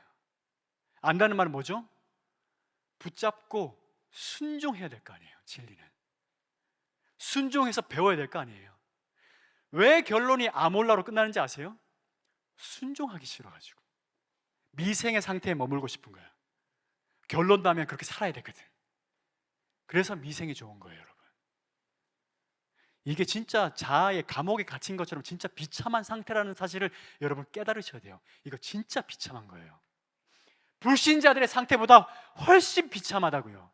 훨씬 비참해요. 결론을 아는데 모르기로 결정해. 결론을 아는데 무시하기로 결정해. 왜냐면 알기 때문에 결정을 해야 돼요. 모르는 게 아니고 알잖아. 결론 안 내. 모르고 싶은 거야. 순종하기 싫은 거야. 그렇게 살고 싶지 않은 거야. 기준을 계속 낮춰. 여러분, 이게 미생이에요. 이 미생의 두려운 덫이에요. 그래서 미생에 해답 없으면요, 불신자의 상태보다 신자의 상태가 훨씬 더, 신자라고 말하는 우리 믿는다고 하는 모태신앙들의 상태가 더 심각해요. 아주 교묘하고 성경으로 대답해요. 성경으로. 내가 왜 결단 못하는지를 성경으로, 성경 구절로 대답할 수 있어요. 성경 구절은 마귀도 쓴다는 걸 기억하셔야 돼요. 여러분, 다른 누가 아니고요, 있잖아요. 제가 그랬어요. 제가 진짜 미생이었어요, 여러분. 모태신앙이거든요, 저. 지금 긴 얘기는 할 수는 없는데 교회 다녔지만 세상 사람들하고 똑같이 살았어요. 무지하고 무시하고 무감각한 상태로 살았단 말이에요. 경쟁하고 시기하고 질투하고 더 나은 내가 되기 위해 나의 성공과 자랑을 위해 살았단 말이에요. 권사님들, 집사님들, 목사님들 칭찬받아가면서 어릴 때부터 잘 되는 줄 알았어요. 근데 제가 지옥 뚜껑 밟고 있는지 몰랐어요. 제가 거듭나지 않았다는 사실에 대해서 몰랐어요. 여러분, 거듭나셨습니까? 정말? 다시 태어났어요? 거듭났다는 건 기독교 개념이 아니라 진짜로 다시 태어났냐는 거예요. 중생, 다시 태어났냐고요. 그게 무슨 말인지 전 몰랐어요. 어느 날 엄마가 저한테, 저 중학교 때쯤인가? 무슨 세미나나 무슨 말씀 듣고 오셨는데 저한테 물으셨어요. 아들아, 너 천국 갈 확신 있니? 제가 1초도 늦지 않고 대답했어요. 네. 아무런 갈등 없이 바로 얘기했어요. 천국 갈 확신 있니? 네. 확신이 있다고 생각했어요. 그게 무슨 말인지도 몰랐으니까요. 왜냐하면 관심이 없어요. 무감각하고. 예수님도 그분의 십자가도 안다고 생각했어요. 믿는다고 생각했어요. 근데 실상은 온통 나밖에 없었어요. 내 쾌락과 나의 성공과 나의 명성과 명예. 진짜 위험했죠. 다시 수능 보고 서울로 대학을 오게 되고 한 교회 청년부에 생활을 하게 되고, 얘기는 다 지금 못해요. 청년부에서 완전히 은혜로 청년부 회장이 됐어요. 여러분, 저는 제 선배 선교사님들이 선배 형 누나들이 저희 기수를 걱정했어요. 왜냐하면 사람이 없었거든요. 그래가지고 모두 다 임원을 시켜야만 했었어요. 임원 자리 숫자가 우리 기수 숫자보다 더 많아. 그래가지고 연락해가지고 안 나오는 애들 다 끌어다가지고 전 우리 기수가 다 임원이 됐고, 그리고 저는 어떤 과정을 통해서 투표를 했는데 3차에 걸친 투표를 통해서 저는 회장이 됐습니다. 근데 희한하게 제 마음 가운데 이런 마음이 들더라고요. 내가 만약에 청년부 회장이 되면 뭔가 주님과의 관계에 있어서 새로운 관계를 시작할 수 있지 않을까, 뭐 이런 이상한 생각이 그냥 제 안에 들었어요. 어떤 목마름, 뭔가 좀 새롭게 시작하고 싶다. 그래서 저는 3번의 회장 투표에 다 제 이름을 썼어요.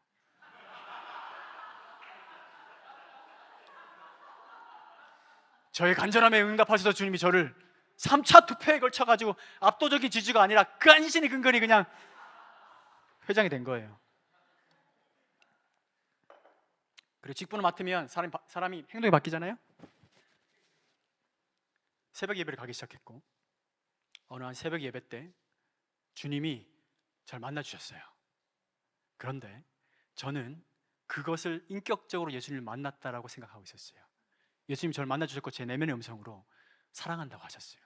저는 그런 음성을 보수정통 말씀 진리 중심주의 엄한파에서 자랐기 때문에 그런 걸 다 신비주의라고 생각했는데, 그런 경험을 처음 하게 됐을 때 저도 알지 못하는 깊은 제 안에 있는 내면에 있는 그런 제 안에 있는 그런 오열이 터져 나오더라고요.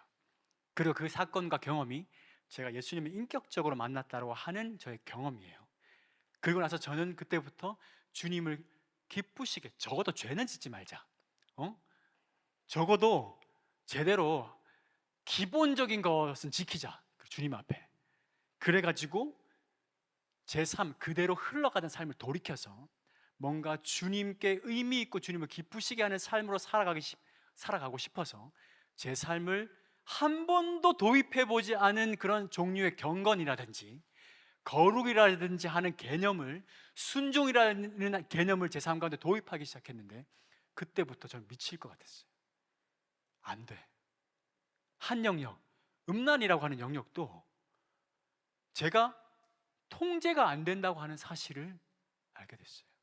나 예수님 만났는데 나 이것이 왜 이러지? 계속 죄짓고 회개하고 죄짓고 회개하고 죄짓고 회개하는 반복이 제 삶 가운데 계속, 짧지 않은 시간 가운데 계속 반복됐어요.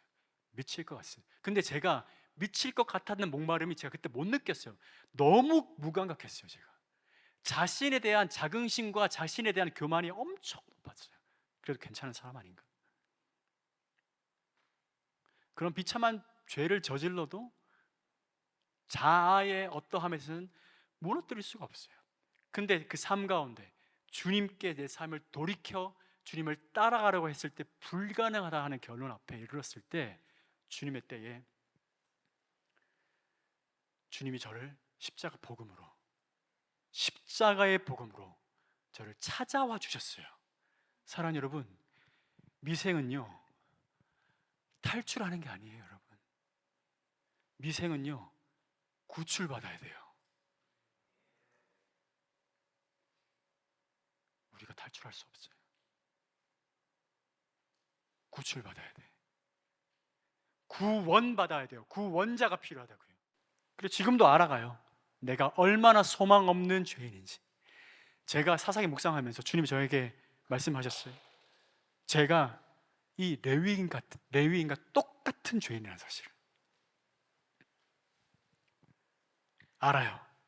그래서 예수님이 필요해요. 매 순간 내가 그런 존재였었다니, 내가 그런 위기와 위험 가운데 있었다니, 내가 그런 저주받은 운명한 한복판에 있었다니 라고 하는 그 사실을 점점 알아가요. 그러면 제가 얼마나 큰 은혜를 받은 자인지 또 알아가요. 예수님의 십자가는요 저에게 적어도 너무나도 현실이에요. 그리고 저는 주님을 무시할 수가 없어요. 이렇게 나를 사랑하시고 나를 구원해 주신 주님을 어떻게 무시하겠어요, 여러분? 주님 명령하시면 순종해야 돼요. 때로 순종이 안 되면 그게 너무 힘들어요. 결국 순종할 때까지 마음이 편하지가 않아요. 결국 순종할 수밖에 없어요. 무시할 수가 없어요. 주님의 명령을, 말씀을. 그렇게 주님 앞에 주님을 무시했던 모든 순간, 회개하면 주님 잘못했어요, 회개하면 주님이 그때마다 진짜 큰 감동과 눈물을 주세요. 감격과 감사를 주세요. 그런 의미에서 저는 주님과의 관계에서 절대 무감각할 수 없어요. 저는 무감각할 수 없어요. 사랑하는 여러분, 우리는 미생에서요 탈출할 수 없습니다. 우리는 구출받아야 되고 구원받아야 돼요. 내 안에 있는 어떤 좋은 가능성도 사실은 아무런 도움이 안 돼요. 여러분, 다시 태어나야 됩니다. 거듭나야 돼요. 새로운 생명, 영적인 생명, 영원한 생명은 오직 우리 주 예수 그리스도께만 있고 그분만이 우리에게 주실 수 있어요. 아멘이세요, 여러분? 우리가 찾고 애쓰고 노력하는 것이 아니라 은혜로 받는 거예요. 주님이 우리를 만나러 오실 때, 말씀으로 찾아오실 때 여러분 무지하거나 무시하거나 무감각하게 반응하지 마시고 이번 캠프 기간에 마음을 다해 예수님 만날 준비하세요. 그렇게 하시기 원하시는 분만 아멘 하겠습니다. 같이 한번 기도할까요? 우리 그 자리에서 짧게 기도할 건데 그 자리에 한번 같이 일어나 봐요. 우리 일어나서 마치는 기도 우리 같이 한번 같이 해요. 사랑하는 여러분, 저는 이 말씀을 준비하면서 한 여인이 생각났는데요, 요한복음 4장에 있는 수가성 여인의 이야기입니다. 굉장히 흥미롭게도 사사기의 이 사이클이 6번 동안 반복되는 그 기간 가운데, 그 수백 년의 기간 가운데 단 한 번도 이런 그들의 무지함과 무시함과 우리 감이 벗겨지질 않았어요. 그런데 주님이 이렇게 사사기가 완전히 끝장이구나, 우리는 소망이 없구나, 내 삶 완전히 미생이네, 해답 없네, 노답이네, 하나님의 완전한 이 언약의 땅에서 이게 도대체 무슨 꼴이람 하고 있을 때 주님이 장을 넘겨서 사무엘상으로 넘어가면 주님이 한 사람을 일으키시더라고요. 사무엘을 일으키시고 그렇게 얘기하세요. 아직 그때는 이상이 보이지 않고 사람들이 하나님의 음성을 듣지 못하는 말씀의 기갈이 있는 때였지만 여호와의 등불은 아직 꺼지지 않았더라. 사무엘을 통해서 이제 진짜 그들 다스리실 왕 대신 예수 그리스도를 나타내는 다윗을 준비하신 하나님을 보게 됐어요. 주님이 사무엘을 찾아오시더라고요. 여러분, 사무엘이 찾거나 만나달라고 한 것이 아니라 하나님이 사무엘을 4번 찾아오셨어요. 모르니까 사무엘아 사무엘아 엘리한테 가고, 사무엘아 사무엘아 다시 엘리한테 가고, 또 사무엘아 사무엘아 다시 엘리 가는 중에 엘리가 깨닫게 됩니다. 하나님이 너를 부르시니 사무엘아 너는 하나님께 이를 대답해라. 주여 말씀하옵소서. 주의 종이 듣겠나이다. 듣는다는 말은 무슨 말이죠? 순종하겠다는 말이잖아요.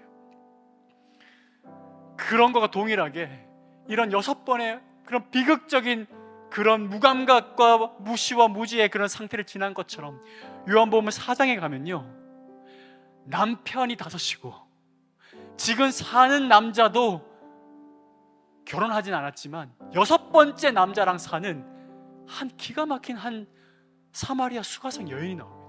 사랑하는 여러분, 그 여인이 한 남자 6번의 사이클을 도는 동안에 도대체 어떤 시간을 보냈겠어요? 여러분? 완전한 절망. 내 인생 이게 뭐지? 내 인생 어디로 가는 거지? 그 비참한 순간에 예수님이 그를 찾아가세요.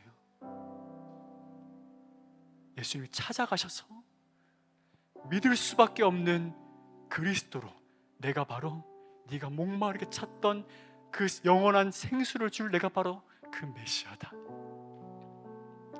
그 순간 설득하고 설명하고 하는 것이 아니라 그 순간, 믿어지는 순간 그 자매님은 목마름이 완전히 끝났어요. 자신을 죄인 취급하는 사마리아 성으로 달려갑니다. 여보시오, 나의 죄인됨을 말해준 메시아를 내가 만났다고 말하고 선교적 삶을 살아가기 시작합니다. 그의 열심으로 된 일이 아니라 예수님이 만나주셨어요. 같이 기도할까요, 여러분? 예수님, 도와주세요. 예수님, 도와주세요. 예수님, 건져주세요. 저도 이 사이클을 멈출 수가 없어요. 미치겠어요. 진짜 미칠 것 같아. 누가 날 좀 도와줘. 더 이상 가면놀이를 하기 싫어. 벗어날 수가 없어. 도와주세요. 전 더 이상 숨길 수가 없어요. 만나주세요, 예수님. 주님 준비하고 계세요. 6번의 기가 막힌 사이클을 도는 동안에 7번째로 다가오시는 분은 예수님이셔야 해요. 저와 여러분 삶 가운데 찾아오실 주님을 기대하는 분만 아멘 하겠습니다. 우리 주님의 이름 부르며 같이 한번 기도하며 나아갑니다. 주여! 하나님, 주님, 우리의 삶 가운데 미생과 같이 하나님 결론 나지 않은 우리의 삶 가운데 하나님 반드시 찾아오셔서 우리를 만나주실 주님만 기대합니다. 주님, 내가 어디에 있는지, 내가 어디로 가는지, 내가 무엇이 잘못됐는지, 어떤 절망과 슬픔이 나 가운데, 내 가운데 있는지 알지 못하는 나의 삶 가운데 오 하나님, 주님 나의 삶 가운데 참오셔서 만나주시고 새롭게 시작하게 하여 해주시고 하나님, 이전과는 완전히 다른 완성의 삶을, 영원한 삶의 삶을 우리 가운데 누리게 하여 주실 주님만 기대합니다. 주님, 오 하나님 도와주십시오. 주님, 오 하나님, 주님만 말씀하시고 우리의 순종을 받으실 시간 되게 하여 주실 주님을 찬양합니다. 주님, 오 감사합니다.